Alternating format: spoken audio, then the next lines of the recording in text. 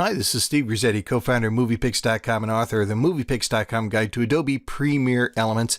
And here we are in Premiere Elements, dealing with a situation that can be quite frustrating. I've got a movie here that's only about 4 minutes long, but for some reason, every time I output the movie, I get a movie that's about 10 minutes long, and the last 6 minutes of it are black.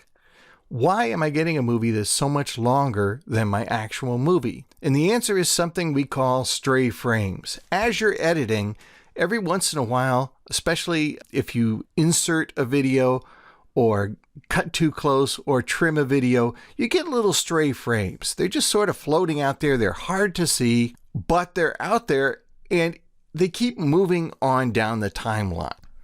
It's difficult to explain why it happens, just know that it does happen. As far as the program is concerned, they're part of your movie. They're out there, even though they're virtually invisible. The way to look for stray frames is to press the / key. That's right above the enter or return key on your keyboard. This will give you a view of your entire movie on the timeline. And notice something. Our actual movie that we've cut, 4 minutes long, is here, yet the program says our movie goes all the way out to here, almost 10 minutes long. You may see these little lines here on the timeline. Sometimes they're so small they're invisible.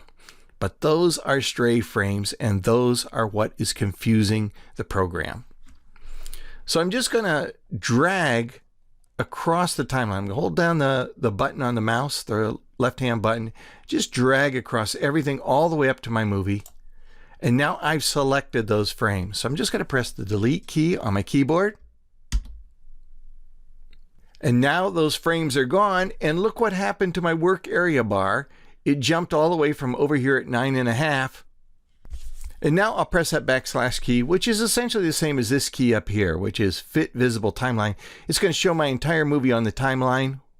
And when I click on it, you notice we don't see all that extra black space at the end. We'll be just fine. Our movie will produce at the actual length it is. So watch for those stray frames. They can do you in. They can be very frustrating. And if you don't know they're there, they can be very, very perplexing. Anyway, we have many tips and tutorials like this. Quick tips and detailed tutorials here at MoviePix.com. If you got any questions, come on by the MoviePix community forum. We'll get you a free answer as soon as we can. And if you want to know everything about Premiere Elements, Photoshop Elements, or any of the programs we support, be sure to stop by Amazon.com and check out the MoviePix.com guides to Adobe Premiere Elements and Adobe Photoshop Elements. I'm the author, Steve Grizzetti, and I hope to see you again real soon.